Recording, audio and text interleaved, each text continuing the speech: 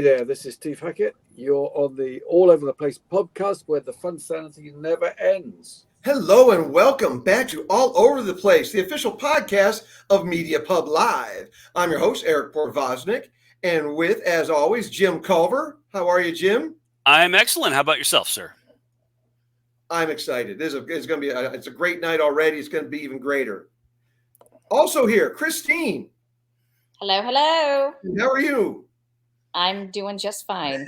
Happy to be here. Happy to be breathing. And Marty's unfortunately not going to be able to join us tonight. But we still have an amazing show. And with us tonight, acclaimed documentary filmmaker and director, John Scheinfeld. And his latest project we're going to be talking about is What the Hell Happened to Blood, Sweat, and Tears. John Scheinfeld, welcome to All Over the Place. Nice of you to have me. Happy to be here. Well, before I get all slobbery and Chris Farley-esque, I just want to say thank you so much for this documentary. I mean, I've been a big Blood, Sweat. I'm vintage 1970, folks. The year this movie centers around BS&T. So big Blood, Sweat, and Tears fan. When I saw this trailer last year, I've been excited. And seeing the movie, it lives up to every expectation and then some. And I don't even want to call it a documentary, just the subject matter, which we'll get into shortly. It's an espionage thriller. So, I mean, how did you come across this movie and then making it? Well, like you, I grew up listening to Blood, Sweat, and Tears and really loved the band. But then went off and did other things in life. And I made a film in 2016 called Chasing Trane, which is about the jazz legend John Coltrane. And Bobby Colomby, who was the co-founder of Blood, Sweat, and Tears and the drummer and the band leader, had seen it and introduced himself to me, and we talked a little bit. And then I didn't see him for some period of time. And then literally about 2 months before COVID hit, he called me and he said, I have a story I want to tell you. Let's go to lunch. So we go to lunch and we're just kind of getting acquainted again. And I said to him, you know, here you were in 1970, one of the hottest bands in the world at that time. And then suddenly you weren't. What happened? What the hell happened to Blood, Sweat, and Tears? And that, of course, became the title of the film. And the story he told me, at least the broad outlines of the story, is what you see in our film. What's interesting, though, is when you're on tour with a band, you're rehearsing and you're sleeping and you're doing some sightseeing, and it's not like all 9 Blood, Sweat, and Tears guys were walking down the street at the same time. So what we get with the band members was they each saw a little piece of the story and not the whole story. So it was really my job as a documentary filmmaker to put together what really happened behind the scenes. And that took a lot of work, not only interviewing the guys from the band, but also unearthing a lot of State Department documents and other things that we can talk about. And it was through reading and talking and doing all of this that I was able to piece together what really happened back then. So you're talking about like the State Department and getting people's different stories. For those who don't know, who weren't there, those of us who were teeny tiny babies at the time, what happened? What's the story behind the story, and why is it a documentary within a documentary? Sure. Well, we'll share a little bit with you, and then for the rest, your listeners and viewers will have to watch the film. But Blood, Sweat, and Tears was riding quite high in 1970, and they'd had 5 monster hits off of their second album, and a third album was coming. And they became the first American rock band to tour behind what was then called the Iron Curtain, which was this sort of mythical division between the free world in the West and the communist world in the East, dominated by Russia. And so they became the first band to perform, American band to perform behind the Iron Curtain. They did concerts in Yugoslavia, in Romania, and Poland. And that tour was sponsored by the State Department. And the tour itself went pretty well for the most part. There was a minor riot in Bucharest, Romania, which we can talk about. But what happened to them when they came home. And these days, don't need to tell anyone we're in a polarized country, but America was pretty polarized in 1970 as well between right and left. And today, when you're criticized, is usually from the right or from the left. What made the situation unique for Blood, Sweat, and Tears is that they got hammered by both sides, the right and the left. And they never recovered from this. And, bands have a moment where everything is going great. The reviews are great. The audience loves you. The records are selling. You're on TV. You're in concert, whatever it might be. And just the slightest thing can throw it off. But this was a big thing that threw it off. And they really, as I say, never recovered from it. And what I've always looked at music as a uniter. And it's one of our themes here on this show. And just the things, not just music, but movies, anything that brings us together as a people. And music to me, though, it courses through my veins. And Blood, Sweat, and Tears were off doing something that, whether voluntarily or involuntarily, you'll learn more in the movie about how the involuntary part works. But as David Clayton Thomas, the most amazing pipes around, put it, we were just musicians, man. We just wanted to play for people. And like I said, they got pilloried by both sides. And you think, I can't think of any other time, whether it's now or then, like, who else could polarize like that? Like I said, an already polarized division. And there's one getting it from both sides. Yeah, it was a very difficult situation for them. And there are a lot of different aspects to this story, which is what makes it so great.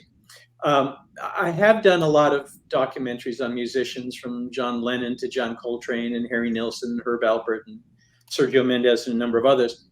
And all of them unique in their own ways. And that very much goes to Blood, Sweat, and Tears. But I want to be very clear that this is not a history of blood, sweat, and tears. It really is a moment in time. And Eric, as you said, it's a political thriller. And it's really about what happens with to a group of young men, young musicians, who've never been outside of the country before, undertake this tour, and then find themselves wrapped up in this international intrigue, not of their own making.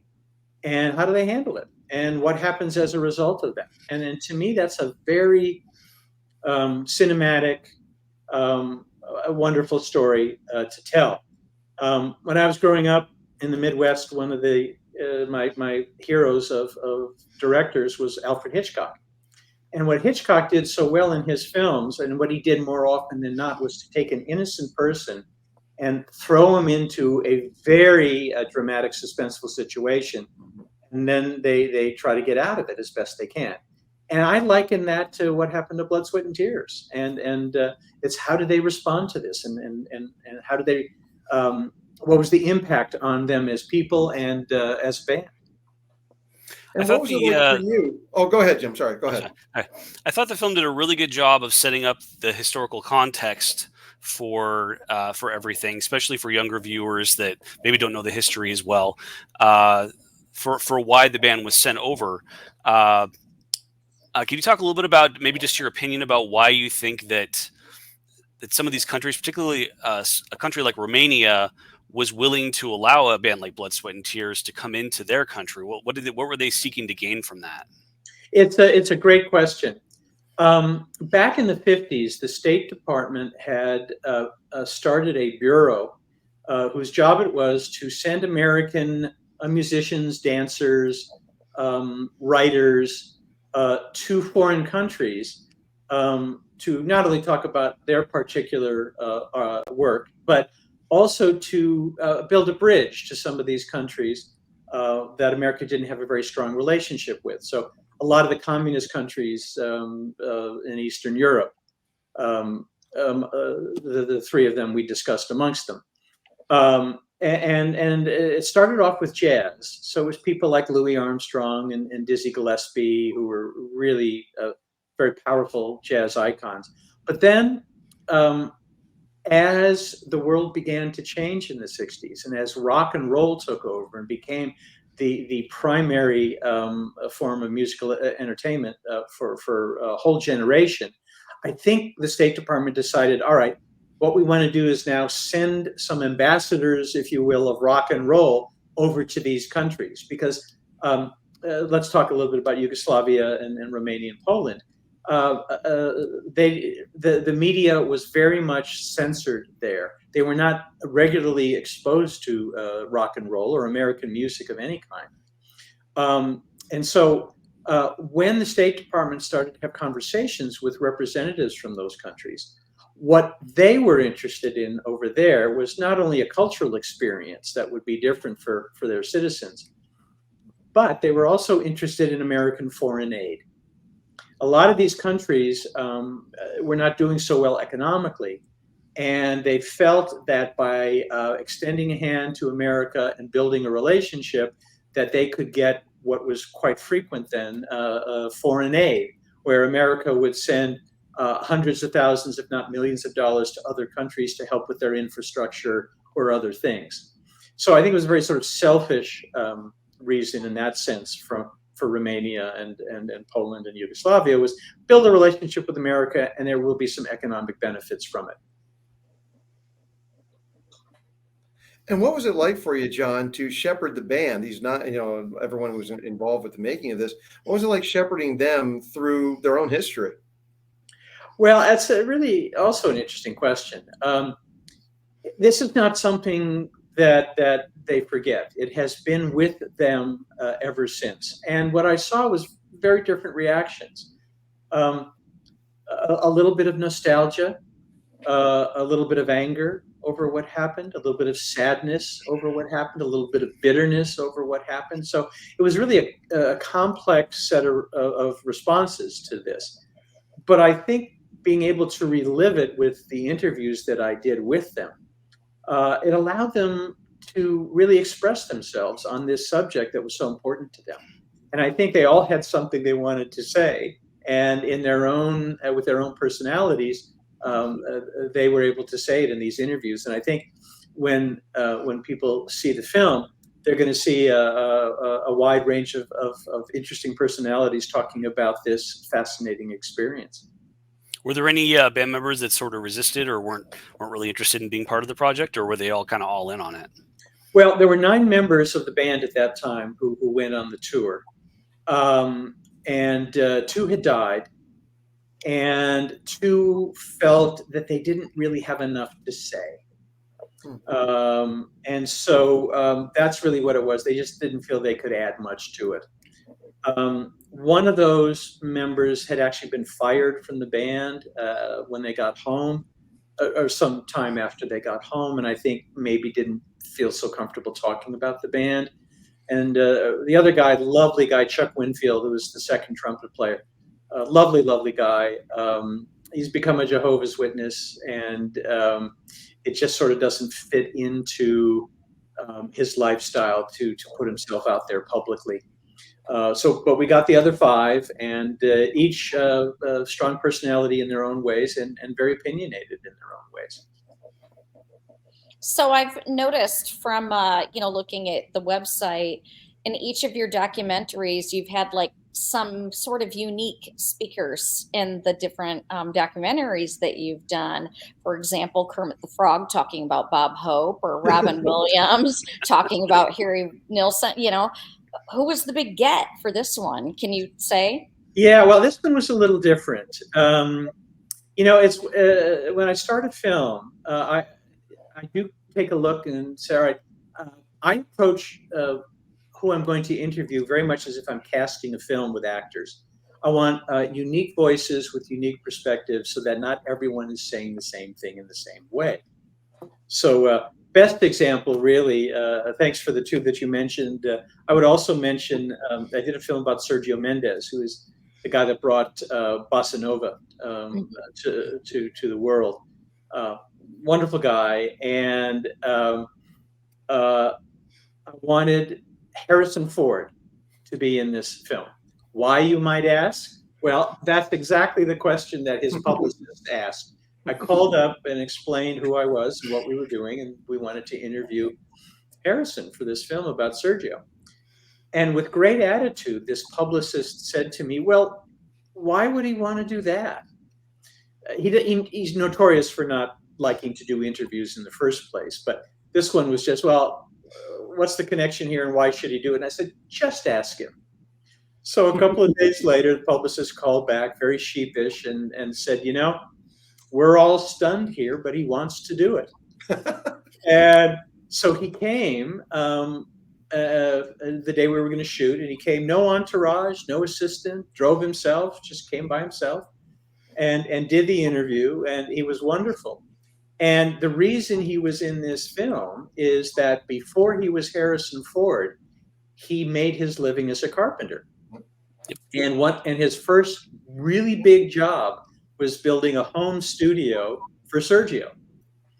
And so I think he really loved doing this because it was a chance to talk about a time in his life that most people don't ask about or don't know about. And he doesn't have to talk about Indiana Jones or Star Wars.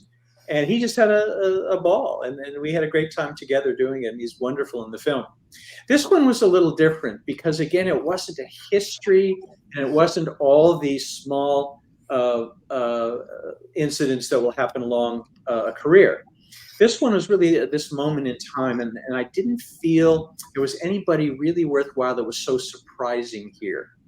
The one that I'm most proud that we did get was Tim Naftali, who's a First, don't forget first-class to check out Steve historian. Hackett's He's one of upcoming the album, two, The Circus and the Night. Well, presidential released February historians for 16th. CNN. And head you over to see him on Hackett's TV all songs the to find time, out where at election time and where he's going to be between in your talking town. about the Steve presidency, Hackett, thanks so talking much for about joining us here on Trump. All Thank Over you the so Place. much. Love you talking and to all you that guys. sort of thing. And Thank you so much. turns out he was Thanks. a big Blood, Have a Sweat, great and day. Tears fan, Take care.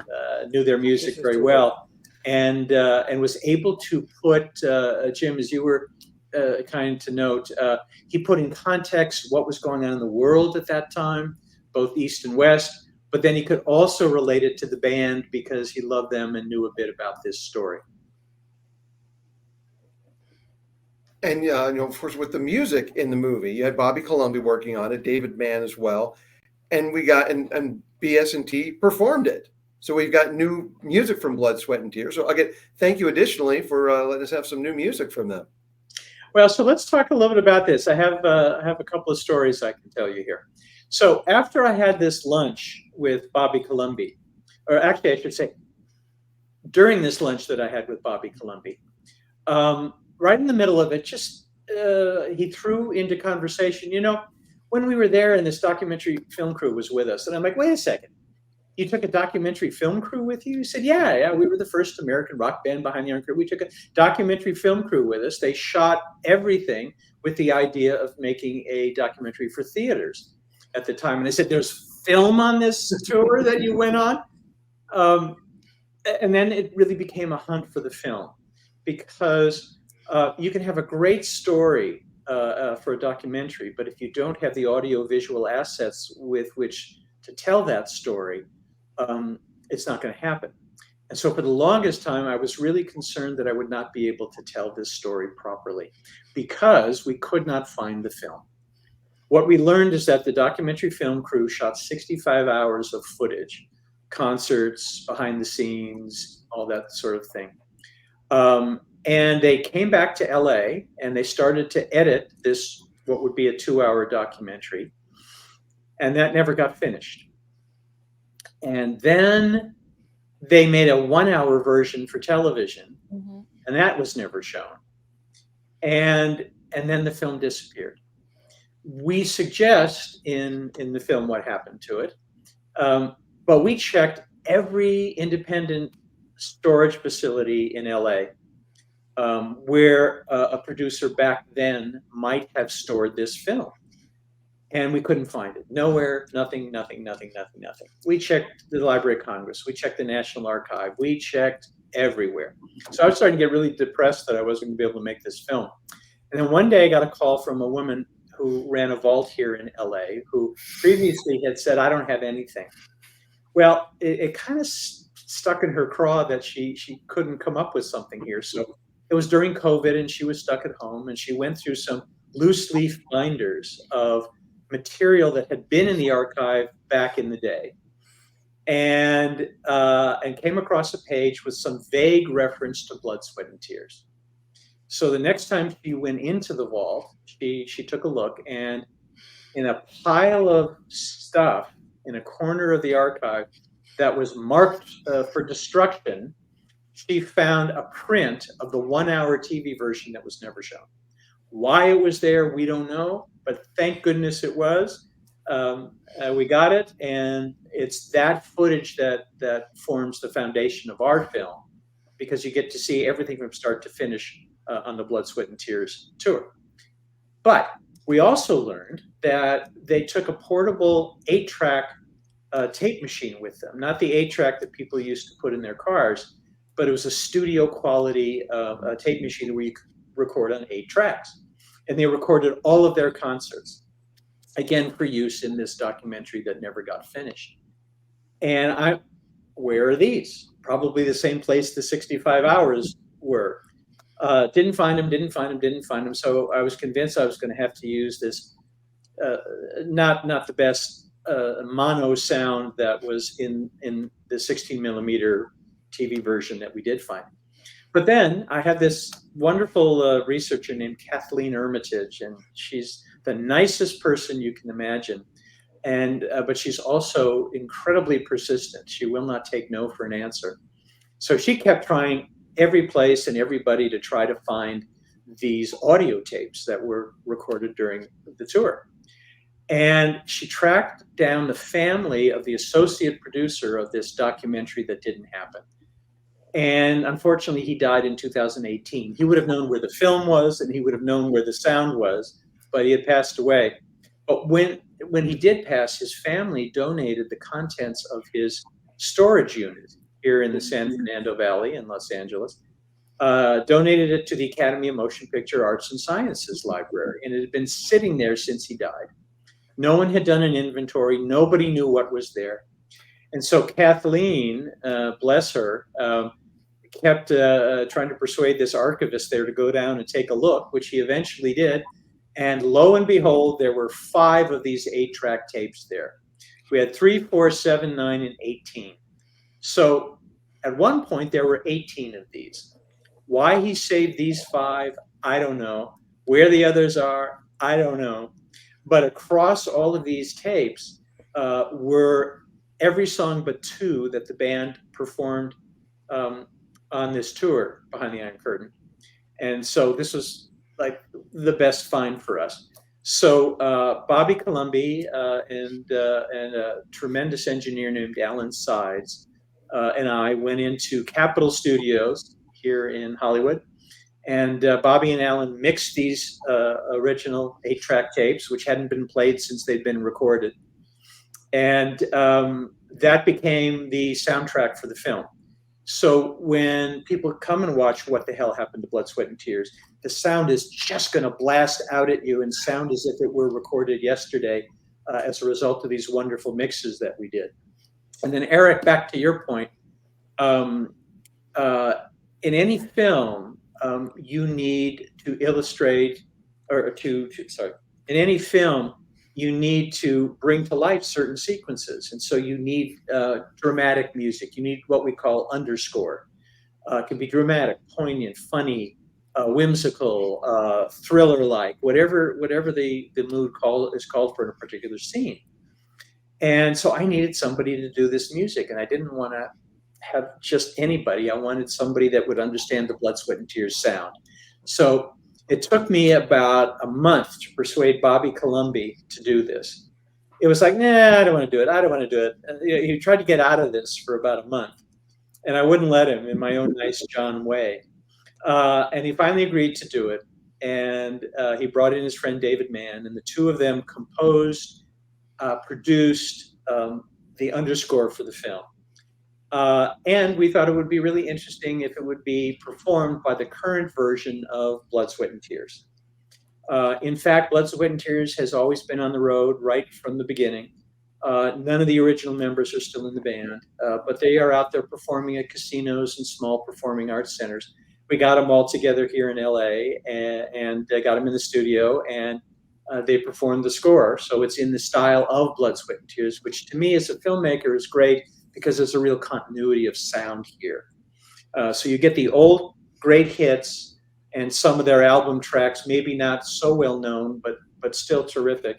And then you have these new tracks done in the style of. So it's really a treat for music fans and for Blood, Sweat, and Tears fans. And this is not a knock on you. I'm saying it's only 20 minutes worth of score. I need more. What's happening? Can we get a volume 2? Dazed and Confused had more. What a full soundtrack. We need like a score and a soundtrack. But folks, the titles on this: DCT arrested, Bucharest Manifesto, Congressman Blowhard speaks, Telegram. It captures. Like the underscore as it should in any movie, it just captures it so well, and the mood then, and it's in that BS&T sound and style, and I need some more vinyl up here, John. But will there be anything going on with, because like I said, the performance, they blast out at you, and Christine will attest to, as we sat here and watched it, I was getting up and dancing. I love Blood, Sweat, and Tears, and I'd forgotten how much I like Blood, Sweat, and Tears till we were watching. But the performances, like I said, they're captured so perfectly on those 8 tracks. Is anything going to be done with those to let people know just how badass this band was? Badass is a good word. They were just a terrific band, not only in the studio but on stage.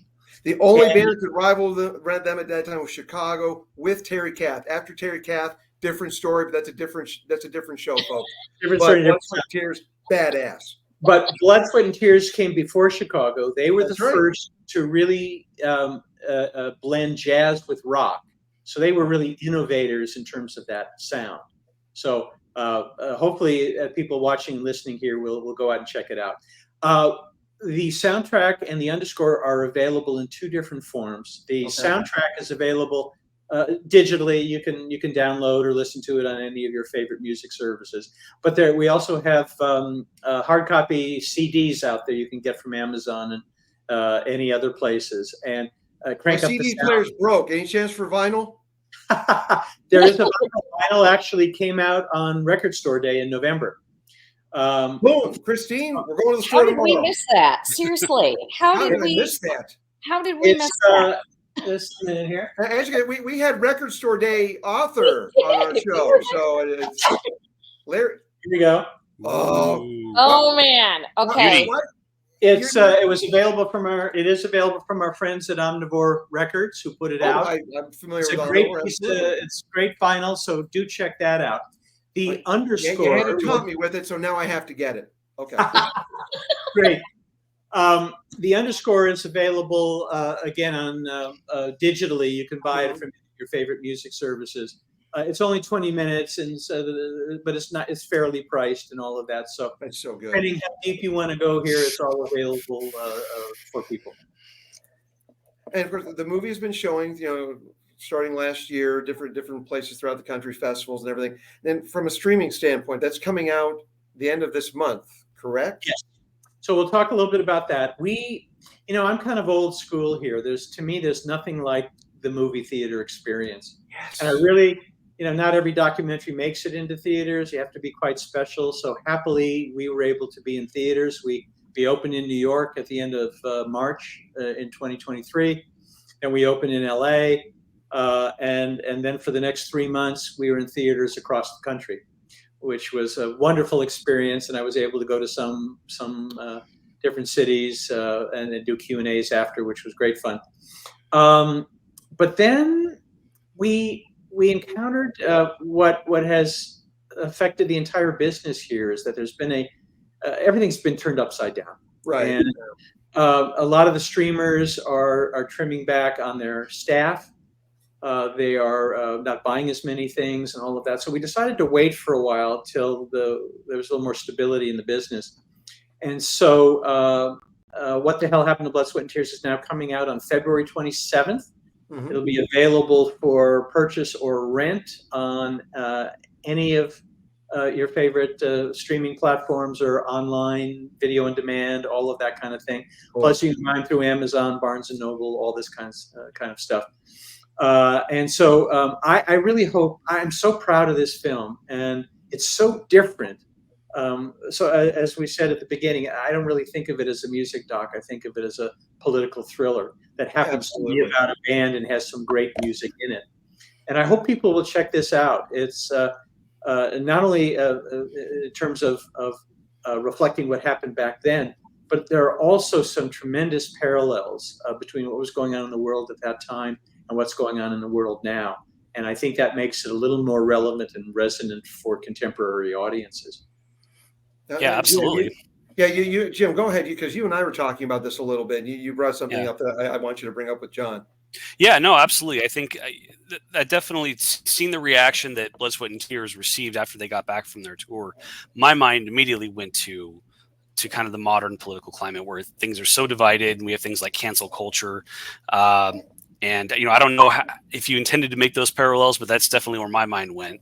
And just thinking about the climate of political climate of then versus now.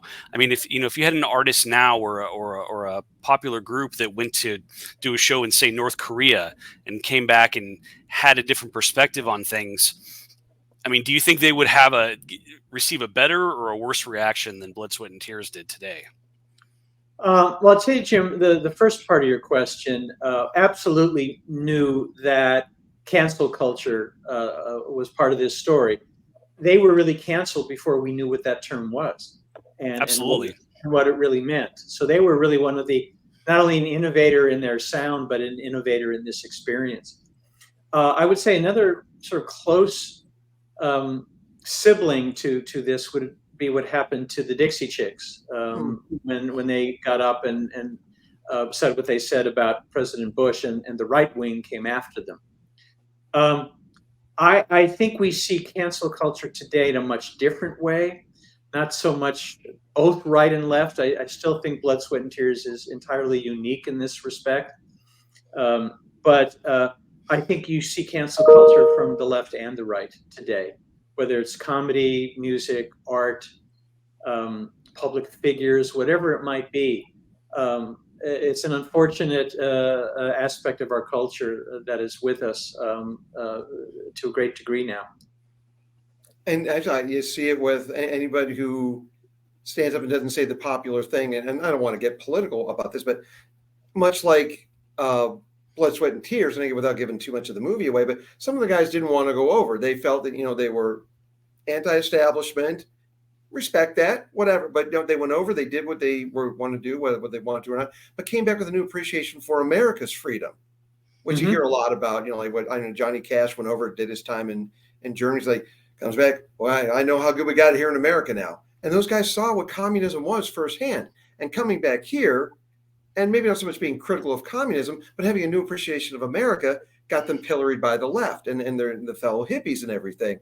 But then get it from the government who wasn't happy with everything that they weren't living up to or whatever. But you get that now too. And it's just like, I want to bring it back to music or entertainment can be the greatest uniter. And we've just balkanized ourselves so much now with identity, not identity politics as politics, but just identity or when what brings us together, not what divides us. So I love the parallels that you made with it. And it really came across well in the movie. And I have a new respect for Blood, Sweat, and Tears, and just having an oppositional, how they were able to voice their opposition, and then maybe taking a different look at it. I love how that came across in the movie. Well, again, we talked earlier about 9 young men who had not been out of the country before, and they were anti-war, they were anti-Nixon, and I don't think they really knew what to expect once they went over there. And the interesting thing today is you'll find people on the right who praise Russia and praise Putin. And what these guys discovered is that it is no great joy to live under a dictator, in an authoritarian regime. This is not a great life. You can't pick your friends, you can't pick your media, you can't pick your television, your movies. You're under surveillance. There's a whole lot of things going on that they experienced then. So when they came home, they were just being quite honest about it. That we think sometimes that there's a better system than ours, but I have to tell you there isn't. And we just experienced what was going on over there, and it did give them a greater appreciation for the freedoms that we have in this country. So I suspect, Jim, going back to your question, that if somebody did go to North Korea and came back, they might encounter some of the same thing, because we have our notions of what life is like and how we should be dealing with the North Koreans and all of that. And I just think when you're an artist, you should be free to express yourself, whether it's music, whether it's painting, whether it's writing, no matter what it might be. These are ideas. And what are we so afraid of if you're expressing your ideas? If you disagree, great. But what we see today as part of the cancel culture is censorship, where, well, you can't have that book in schools, or you can't have that movie in your movie theater, or we want to get rid of that TV show, whatever it might be.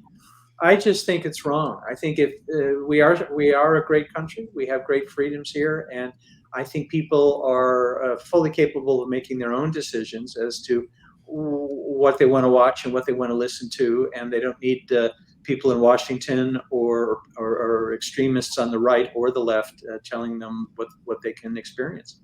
More freedom of speech, not less. You bet. You might learn something, or something or two. Exactly. Get exposed to something that you don't know about, like the Blood, Sweat, and Tears guys did. Now, did you get any pushback from the government as you were trying to make this? Were there any state secrets that they just didn't want to go? Because I know there were some things redacted on some of the verbiage that you saw, but did you? It seems like a movie that was well made and balanced from both sides. But did you get any pushback from the government? No, actually, we didn't. I think had I made this back in the 70s, there might have been a little something going on there from the government. But this is so long ago, and there's nobody there any longer who had anything to do with it. In fact, most people don't know about this story. And that, again, is, I think, a reason why I hope people will check out the film on the video on demand and streaming. Is it's such a unique story, and people don't know this story. You can look it up online. You'll find a bit here, a bit there, but we tell the whole story in great depth. But the key for us also was finding these documents. We checked with the National Archive, we checked with the Library of Congress, and they didn't really have anything about this. And again, I was quite depressed that I wasn't going to be able to tell the story properly. But then Kathleen discovered that all of the documents from this bureau of the State Department, the Cultural Presentations Program, all of their files had been donated to the University of Arkansas back in the 80s. And they were sitting there, and most of them not read or seen since. So we sent some researchers in to make copies and scan everything. And it was from all of those documents, which were letters, internal memos, telexes and telegrams from people behind the Iron Curtain, reporting back on what was happening on the ground. And all of that enabled me to piece together most of what happened there. The one exception is there's a gentleman we interviewed in the film named Don Camburn. You won't know that name, but you should. He was a very famous editor. He did the classic movie 5 Easy Pieces. He did Romancing the Stone. He did one of the Ghostbusters movies. I mean, he's a really very prolific editor. But this was going to be his first directing job. So he was the one who took the documentary film crew and got all the footage that he wanted to get and came back and started to edit it. I really wanted to interview him, but we couldn't find him. For the longest time, we couldn't find this guy. Anyway, finally we tracked him down. He was 90 years old and was in an independent/assisted living facility in Burbank, California. But it was COVID. They wouldn't let him out, and they wouldn't let us in. So I talked to him on the phone, and it was just killing me because he had all these great stories of things that he saw and experienced during this tour that I just had to have. So the first thing we did was we sort of like spycraft anyway, we smuggled a microphone in so we could do an interview over Zoom as we're sort of talking now. Just as if he was 90 after all, so in case something happened, I wanted to at least have some of his stories down, which we did. But then about 4 or 5 months later, we had a break in COVID where we could get in and out. So we got him out really fast and he gave us this wonderful interview that you guys saw and that people who see the film will. Wonderful guy, 90 years old. The brain was as sharp as you could be. And I'll just give you one example. He had a story that only one of the 9 band members knew, and that was that the Romanian government tried to confiscate the film from the documentary crew. And it had to be smuggled out of the country. And Don knew all the details. None of the band members knew it. One kind of knew a little something. But it was Don that told the story. And he told me a number of stories like that really made the film that much more complete. And the film would not have been as good without it. Yeah, no, I love the footage from him back in the day. I love the interviews that he had. And Christine, I think that would maybe to your question earlier, that might be the great get that John got for this one. There you go. Yeah. So, and you brought up. I think what I would say. Sorry to interrupt, Eric. What I would say too, the other thing that makes his interview so good is that it's 50 years ago, but you can still see and feel the pain that he experienced by this film not coming out. It still has stayed with him ever since. And again, this was a way for him to express himself about that and to tell us how he felt. And it's interesting. I think one of the things that separates my films from other documentary filmmakers is I'm not so much about the facts. This happened, this happened, this happened, and this happened. I mean, you do get that. But I'm also interested in, and sometimes more interested in, well, how did what happened make you feel? And out of that, you get an amazing array of answers from people, and that's where the emotion comes from. And I think what you'll find with most of my films is that they're quite emotional in their own way. And this one, very much so, from the guys who, looking back at this experience and telling us how they felt about it, but especially Don, who spent so much time and energy on this film. It was going to be his first film he directed, and it didn't happen, and he's still very sad and angry about it. Well, you mentioned the guys didn't know about it. In watching the movie after its release, what were some of the things that like, wow, cool? What kind of excitement did you get from the members of the band as they watched the movie and the final product? Absolutely thrilled. Again, most of them didn't know the whole story, so that was fascinating for them. In addition to the film, which most of them had never seen, we also had hundreds of photos, some of which they had never seen. And so I think it was an experience of discovery for them. But also, I think because the way we present the story, it's kind of bringing them back into focus, if you will, bringing them back and giving them some attention that they haven't had for a very long time. So they were quite thrilled. Steve Katz, the guitar player for the band, he will sometimes go do a date where he's performing some songs on his own, and they will coordinate a screening of the film, and he'll do a Q&A. And Bobby Columbi, just big supporter and fan of the film. He and I did a lot of Q&As together over the last year, and but he's just thrilled. And this is one of the interesting things too that happens when you make a film, is sometimes you will meet and really bond with somebody. So I didn't really know Bobby well, but we're like brothers now. We talk all the time and go out to eat and catch up on our lives. And so I think we're going to be in each other's lives for the rest of ours. Very cool. Very cool. And again, folks, see this movie coming out, next week, the 27th, streaming. And you mentioned earlier, and also you've got a good narrative feel for films. How does it make you feel? And you go through and you're kind of casting things. If you were to make this into a narrative film, I mean, actually, is there a possibility of making a narrative film out of this? I hope so. I hope somebody interested in that will be watching and listening to this and will give me a call and say, let's do that.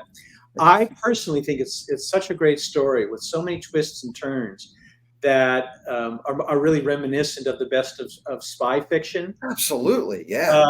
That I think you could make a great film out of this and then have some great music. So it's something I've certainly thought about. There's nothing in the works at the moment, but I think you absolutely could.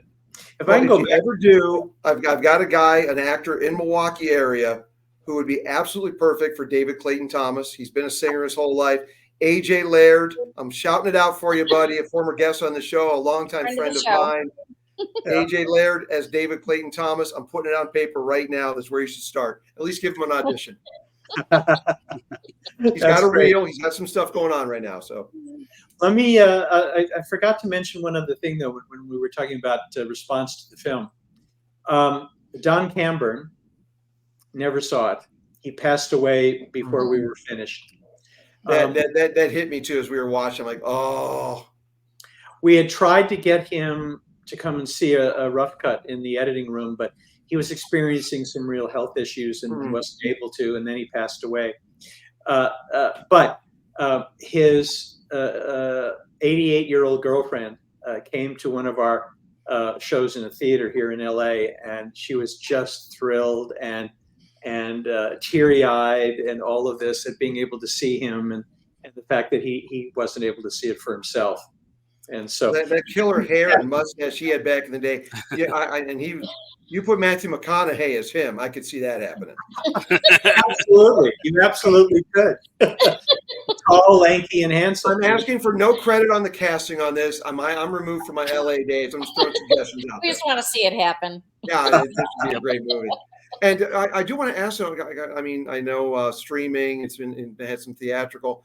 Jim and I are still physical media collectors, but much to the chagrin of some people in this house who will go unnamed. But I would love to see the hour-long documentary that's chopped down from the 2-hour documentary. Are there any plans for like a Blu-ray or a DVD that could have some bonus material on it? Not at this point for that. There is a DVD of the film that will be available starting February 27th as well. Okay. So What the Hell Happened to Blood, Sweat, and Tears, you can buy on Amazon, Barnes & Noble, any place where you would go to buy books or videos or DVDs or Blu-rays.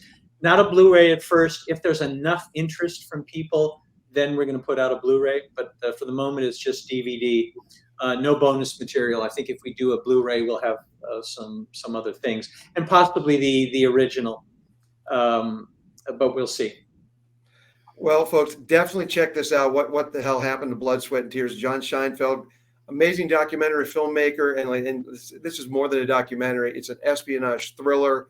Amazing. And John, thank you so much for making the movie. Well, thank you so much. As I say, I'm very proud of it. I hope a lot of people go see it, and thanks for having me. Very welcome. And soon up there with those other vinyls, the soundtrack coming up. I have a feeling we're going to the record store tomorrow. I think Zia's open till 10. I'll be back soon. I'll get the dog food and Blood, Sweat, and Tears while I'm out. So again, John, thank you for being here with us on All Over the Place. My pleasure. Thanks for having me. Nice to see y'all. Thank you. Thanks, John. Thanks a lot. All right, folks, this has been All Over the Place, and we will be back with you real soon. Thanks again, John. Thank you.